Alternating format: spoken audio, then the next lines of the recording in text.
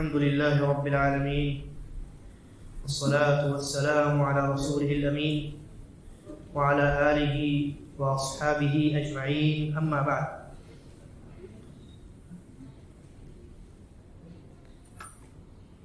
آج ہم نے 21ویں پارے کی تلاوت و سماعت کی ہے اور اس میں کئی صورتیں ہیں. کچھ حصہ سورہ العنکبوت کا ہے، اس کے بعد سورہ روم ہے، پھر سورہ لقمان ہے، پھر سورہ سجدہ ہے اور پھر اس کے بعد سورہ الاحزاب ہے. ان صورتوں میں اللہ رب العالمین نے بڑی اہم باتیں ارشاد فرمائی ہیں. سورۃ العنکبوت کا جو حصہ آپ کے سامنے تلاوت کیا گیا، اس میں اللہ رب العالمین نے ارشاد فرمایا ان الصلاۃ تنہی عن الفحشاء والمنکر، کہ نماز جو ہے یہ انسان کو فحش کاموں سے اور منکر کاموں سے بچاتی ہے اور روکتی. مطلب کیا ہوا؟ مطلب یہ ہوا کہ جو انسان نماز کا جتنا زیادہ اہتمام کرنے والا ہوگا وہ فحاشیت سے اور منکر کاموں سے یعنی اللہ کی نافرمانی سے اتنا زیادہ محفوظ ہوگا. نماز کو قائم کرنے کا مطلب یا وہ نماز جو انسان کو فحش کاموں سے اور منکر کاموں سے بچاتی ہے وہ کون سی نماز ہے؟ وہ ایسی نماز ہے جس نماز کے ادا کرنے والا انسان نماز کے ارکان، نماز کے واجبات اور نماز کی سنتوں کا خیال رکھے، ساتھ ساتھ نماز میں خشوع اور خضوع پیدا کرے اور نماز کو نبی اکرم صلی اللہ علیہ وسلم کے بتلائے ہوئے طریقے پر ادا کرے. اسی طریقے پر نمازوں کو ان کے اوقات میں ادا کرے. تو ان طریقوں پر جو انسان نماز کا اہتمام کرتا ہے وہ انسان فحش کاموں سے اور منکر کاموں سے بچا لیا جاتا ہے. اب ہم جو دیکھتے ہیں اپنی نمازوں کو تو ہمیں یہ نظر آتا ہے کہ ہم نمازیں ادا کرنے کے باوجود گناہ کے کاموں میں ملوث ہو جاتے ہیں. ایسا کیوں ہے؟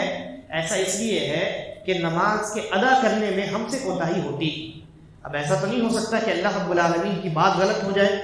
اللہ نے کہا ہے ان الصلاۃ تنہی عن الفحشاء والمنکر، اللہ رب العالمین کی بات درست ہے، ہمارے اندر کمی ہے، ہمارے اندر نقص ہے.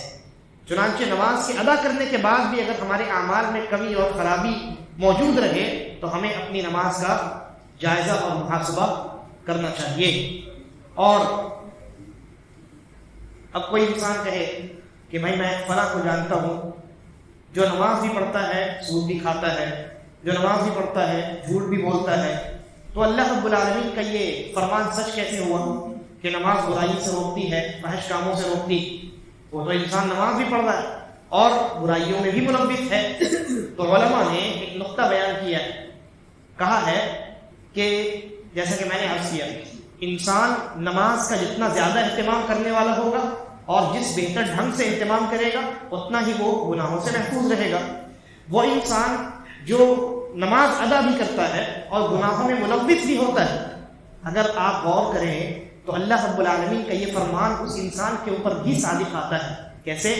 جب وہ نماز ادا کر رہا ہوتا ہے کم از کم اتنی مدت وہ گناہوں سے تو بچتا ہے نا. بھائی 10 منٹ 15 منٹ 20 منٹ جب وہ مسجد میں ہوتا ہے تو جھوٹ تو نہیں بولتا، سود نہیں کھاتا، جھگڑا لڑائی نہیں کرتا ہے، فحش گوئی اور فحش امور سے بچا رہتا ہے. تو کم از کم اتنا فائدہ تو انسان کو ضرور ہوتا ہے. اور جیسا کہ میں نے کہا جتنا زیادہ اہتمام انسان نمازوں کا کرے گا اللہ تبارک و تعالیٰ یعنی اس کے نماز میں جتنا اخلاص ہوگا اور خشوع اور خضوع کا معاملہ جتنا اعلیٰ ہوگا اللہ تبارک و تعالیٰ اس انسان کو نمازوں کی وجہ سے گناہوں سے اور فحش کاموں سے اتنا دور رکھے گا. اس کے بعد سورہ روم ہے. اللہ رب العالمین نے سورہ روم کے ابتدائی آیات میں ایک پیشن گوئی فرمائی اور وہ پیشن گوئی یہ تھی کہ 9 سال کے اندر 8-9 سال کے اندر یہ جو نصرانی ہیں حضرت عیسیٰ علیہ السلام کے ماننے والے یہ ایران کے بت پرستوں پر غالب آ جائیں گے. ایران کے بت پرستوں پر یہ غالب آ جائیں گے.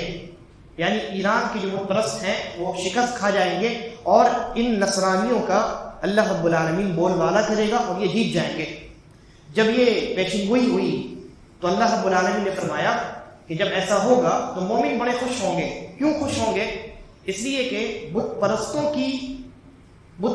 کے بالمقابل ان سے اگر موازنہ کیا جائے تو نصارہ ان بت پرستوں سے بہتر ہیں، اس لیے کہ نصارہ بت کی عبادت نہیں کرتے ہیں۔ ان میں کچھ ایسے فرقے بھی ہیں جو حضرت عیسیٰ علیہ السلام کو صرف اللہ کا نبی مانتے ہیں، اور کچھ ایسے فرقے بھی ہیں جو صرف بیٹا مانتے ہیں۔ ہاں، اور بھی بہت سارے فرقے ہیں جیسے کہ میں نے عرض کیا تھا جو اللہ اور گاڈ مانتے ہیں، اللہ مانتے ہیں، اور کچھ ایسے فرقے ہیں جو کہتے ہیں کہ تین چیزوں میں سے ایک چیز، تین چیزیں مل کر کے اللہ ہے اور ان میں سے ایک حضرت عیسیٰ ہے۔ بہرحال لیکن ان کی جو حالت ہے یہ بت پرستوں سے کم کچھ بہتر ہے۔ وہ اپنی نصرانیت پر باقی رہ کر کے جنت میں داخل تو نہیں ہو پائیں گے، لیکن بت پرستوں کی بالمقابل، بت پرستوں کے سامنے ان کا اگر موازنہ کیا جائے تو وہ بہتر ہے۔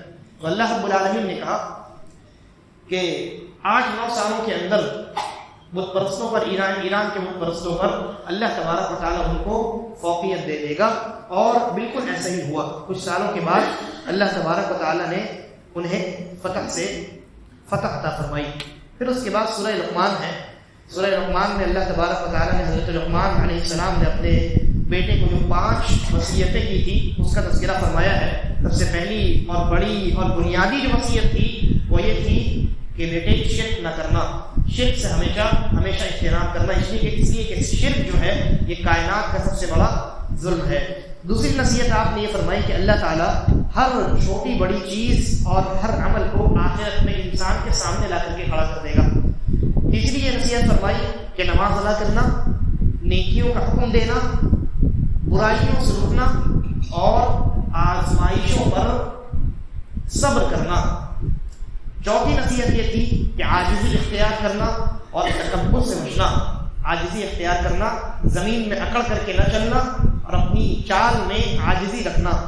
پانچویں نصیحت یہ تھی کہ جب گفتگو کرنا تو معتدل آواز میں گفتگو کرنا، بہت زیادہ چیخ کر کے چلا کر کے گفتگو نہ کرنا، بلکہ تمہاری آواز معتدل رہنی چاہیے، اس لیے کہ چیخنے کا کام انسانوں کا نہیں ہے، بلکہ اللہ نے کہا چیخنے کا جو کام یہ گدھوں کا ہے، اور گدھے کی آواز سب سے بری آواز ہوتی ہے۔ تو یہ 5 نصیحتیں حضرت لقمان علیہ السلام نے اپنے بیٹے کو دی تھیں۔ پھر اس کے بعد اللہ تبارک و تعالیٰ نے سورہ سجدہ میں ایک جگہ ارشاد فرمایا کہ ہم نے بنی اسرائیل کو امام بنایا، وجعلناہم ائمۃ یہدون بامرنا لما صبروا، جب انہوں نے صبر کیا۔ بنی اسرائیل نے جب دنیا کی مشکلات پر اور پریشانیوں پر اور اللہ کے راستے میں آنے والی پریشانیوں پر بھی صبر کیا تو اللہ تبارک و تعالیٰ نے انہیں دنیا کا امام بنایا۔ یہ یہاں اس آیت میں جانب اشارہ ہے کہ انسان کو ہمیشہ صبر کا دامن پکڑے رہنا چاہیے۔ صبر کے نتیجے میں اللہ تبارک و تعالیٰ لوگوں کو اور قوموں کو امامتیں عطا کرتا ہے۔ اس کے بعد اللہ تبارک و تعالیٰ نے سورہ احزاب میں زمانے جاہلیت کے چند غلط رواجوں کو اللہ رب العالمین نے اس میں بیان کیا ہے اور اس کی تردید کی ہے۔ سب سے پہلی چیز تو یہ ہے کہ زمانے جاہلیت میں کوئی انسان اگر کسی کو بیٹا بنا لیتا جو اس کا حقیقی بیٹا نہیں ہوتا، بلکہ جس کو آپ لے پالک کہتے ہیں یا منہ بولا بیٹا کہتے ہیں، تو زمانے جاہلیت میں اگر کسی کو بیٹا بنا لیا جاتا تو وہ حقیقی بیٹا تصور کر دیا جاتا ہے، وہ بیٹا کسی اور کا، کسی دوسرے شخص نے اس انسان کو بیٹا بنا لیا، منہ بولا بیٹا، تو اب وہ اس کا حقیقی بیٹا بن جاتا، یہ بیٹا حقیقی بیٹے کی طرح مانا جاتا، اور یہاں تک کہ اس کی وراثت میں بھی وہ حصہ پاتا۔ نبی اکرم صلی اللہ علیہ وسلم نے حضرت زید بن حارثہ رضی اللہ عنہ کو منہ بولا بیٹا بنایا تھا، ان کی پرورش کا آپ نے ذمہ لیا تھا۔ تو صحابہ کرام نے جب دیکھا کہ رسول اللہ نے حضرت زید کو گود لے لیا تو زید بن حارثہ کہنے کے بجائے زید بن محمد کہنا لوگوں نے شروع کر دیا۔ تو اللہ تبارک و تعالیٰ نے قرآن مجید کی یہ آیات نازل فرمائی سورہ احزاب میں اور کہا کہ وہ انسان جس کو بیٹا بنایا گیا ہے تم اس کو اس کے حقیقی باپ سے پکارو۔ حقیقی باپ اس کا حضرت زید کے حقیقی والد کون ہے؟ حارثہ ہے، تو زید بن حارثہ کہو، زید بن محمد نہ کہو۔ اور اگر مان لو کہ تم کو ان کے باپ کا نام نہیں معلوم ہے تو وہ تمہارے دوست ہیں، یہ وہ تمہارے بھائی ہیں، بھائی کہہ کر کے پکارو، دوست کہہ کر کے پکارو، لیکن حقیقی بیٹا نہیں بن سکتا۔ اور جب حقیقی بیٹا نہیں بن سکتا تو وراثت میں بھی حصہ نہیں پا سکتا۔ ہمارے معاشرے میں بھی بہت ساری جو برائیاں ہیں، ان میں سے ایک برائی یہ بھی کہ کوئی انسان اگر کسی کو منہ بولا بیٹا بنا لیتا ہے، کسی کو گود لے لیتا ہے، تو بہت سارے لوگ تو ایسے ہوتے ہیں جو اس بچے کو خبر ہی نہیں ہونے دیتے کہ میں اس کا باپ نہیں، میں تمہارا باپ نہیں، اس کے اصل باپ کا نام تک نہیں بتاتے ہیں۔ یہ ناانصافی ہے۔ اور پھر اس کو حقیقی بیٹا تصور کرتے ہیں، اس کو اپنی جائیداد میں حصہ بھی دیتے ہیں، جبکہ اللہ رب العالمین نے اس کا حصہ جائیداد میں رکھا نہیں ہے۔ آپ پرورش کر سکتے ہیں، کسی بچے کی پرورش کر سکتے ہیں، اس کو گود لے سکتے ہیں، لیکن اس کو حقیقی بیٹا نہیں بنا سکتے۔ یہ کام اللہ رب العالمین کا ہے، یہ انسانوں کا کام نہیں۔ اور اسی طریقے پر ایک اور رواج یہ تھا نبی اکرم صلی اللہ علیہ وسلم کے زمانے میں، جس معاشرے میں آپ تھے، کہ اگر کسی شخص نے اپنے بیٹے کی شادی کسی عورت سے کر دی، منہ بولے بیٹے کی شادی، حقیقی بیٹے کی شادی نہیں، گود لیے ہوئے بیٹے کی شادی کسی عورت سے کر دی، تو اب اس طریقے سے یہ بیٹا اس زمانے میں حقیقی سمجھا جاتا تھا، تو اس بیٹے کی بیوی جو ہے اس کو بھی حقیقی بہو تصور کر لیا جاتا تھا، اور جب وہ حقیقی بہو کے درجے میں چلی جائے گی تو پھر یہ انسان اپنے بہو سے شادی نہیں کر سکتا۔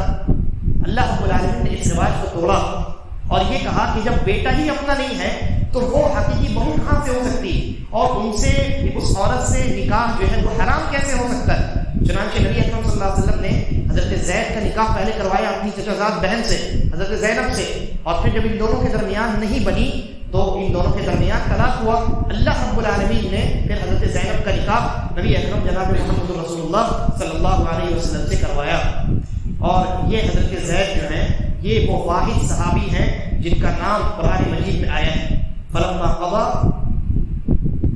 زید، یہ نام جو ہے یہ اللہ رب العالمین نے صرف ایک ہی صحابی ہیں پورے قرآن مجید میں جن کا نام اللہ تبارک و تعالیٰ نے ذکر کیا ہے۔ اس کے بعد سورہ احزاب کی اگلی آیات میں اللہ رب العالمین نے جلباب پہننے کا حکم دیا خواتین کو۔ اللہ کے نبی کو کہا کہ آپ اپنی بیویوں کو، اپنی بیٹیوں کو اور عام مسلمانوں کی عورتوں کو آپ کہہ دیجئے کہ وہ جلباب پہنا کریں۔ جلباب کہتے ہیں اس کپڑے کو جو سر سے لے کر کے پیر تک مکمل عورت کے جسم کو ڈھک دے، وہ جلباب ہے، وہ جلباب ہے۔ اس کا مقصد یہ ہوتا ہے کہ عورت کا جسم جو ہے کہیں سے بھی کچھ بھی غیر محرم نہ دیکھ پائے۔ آج کل کے معاشرے میں وہ برقعے اور پردے کے نام پر جو فیشن ہے وہ اسلامی نقاب اور اسلامی حجاب نہیں، بلکہ معاملہ ایسا ہوتا ہے کہ خواتین جب گھروں میں اپنا عام لباس پہنتی ہیں، عام عادی لباس، تو وہ بڑا ڈھیلا ڈھالا ہوتا ہے، لیکن جب وہ برقع سلواتی ہیں تو بہت فٹنگ سلواتی ہیں، اور گھر کا جو لباس ہے اس میں جو کچھ نظر نہیں آتا ہے برقعے میں نظر آ جاتا ہے۔ لہذا یہ بہت ہی یعنی قبیح عمل ہے، اس سے اجتناب کرنا چاہیے۔ ایک اور چیز ہے، اللہ رب العالمین نے آگے ارشاد فرمایا کہ نبی صلی اللہ علیہ وسلم آپ اپنی بیویوں کو نصیحت فرما دیجیے۔ کئی نصیحتیں ہیں، ان میں سے ایک نصیحت یہ ہے کہ آپ اپنی بیویوں کو یہ کہہ دیجیے وَقَرْنَ فِي بُيُوتِكُنَّ وَلَا تَبَرَّجْنَ تَبَرُّجَ الْجَاهِلِيَّةِ الْأُولَىٰ، کہ اپنی گھروں میں قرار پکڑا کرو، اپنی گھروں میں رہا کرو، اپنے گھروں میں رہا کرو، اور جاہلیت کی طرح بن سنور کر معاشرے میں نہ نکلا کرو۔ اس آیت کو سامنے رکھیے اور ایک سوال آتا ہے معاشرے سے کہ بعض خواتین جو ہے وہ ہر موقع سے برقع پہنتی ہیں، گرچہ وہ اچھا اور بہترین حجاب کرتی ہوں، وہ اپنے پورے مکمل جسم کو ڈھانپ کر رکھتی ہوں، لیکن بہانے سے گھر میں یعنی دن بھر میں 4 مرتبہ 10 مرتبہ گھر سے باہر نکلتی ہیں، کبھی سبزی لانے کے لیے نکلتی ہیں، کبھی کچھ خریداری کرنے کے لیے نکلتی ہیں، یعنی اپنے آپ کو آزاد سمجھتی ہیں کہ برقع ہے میرے پاس، اور برقعے کو جب میں نے پہن لیا تب مجھے اجازت ہے کہ میں معاشرے میں نکلوں، بازار میں جاؤں، سڑکوں پر چلوں۔ وہ یہ سمجھتی ہے کہ مجھے اجازت ہے، جبکہ ایسا نہیں ہے۔ اللہ رب العالمین نے اصلاً کیا حکم دیا ہے خواتین کو، کہا وَقَرْنَ فِي بُيُوتِكُنَّ، اپنے گھروں میں قرار پکڑا کرو، اپنے گھروں میں رہا کرو، گھر تمہارا اصل مسکن ہے۔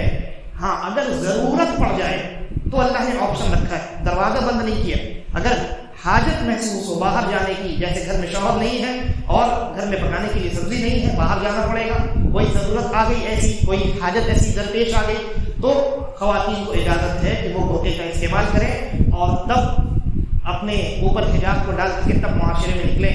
بلا ضرورت گھومنے پھرنے کے لیے اور سیر و تفریح کے لیے نکلنا یہ درست اور جائز نہیں ہے۔ اور پھر جب وہ سڑک میں نکلیں، جب وہ راستے میں چلیں، تو انہیں یہ حکم ہے کہ وہ دیواروں سے سٹ کر کے چلیں۔ راستہ ہوتا ہے نا، سڑک سڑک کے بیچوں بیچ نہ چلیں بلکہ دیوار سے سٹ کر کے چلیں تاکہ ان کا اختلاط جو ہے وہ مردوں کے ساتھ نہ ہونے پائے اور وہ کسی پریشانی میں مبتلا نہ ہوں۔ یہ چند باتیں اللہ تبارک و تعالیٰ نے ان آیات میں ارشاد فرمائی ہیں۔ اللہ تبارک و تعالیٰ ہم تمام کو قرآن مجید میں غور و فکر کرنے کی توفیق عطا فرمائے، آمین واللہ اعلم۔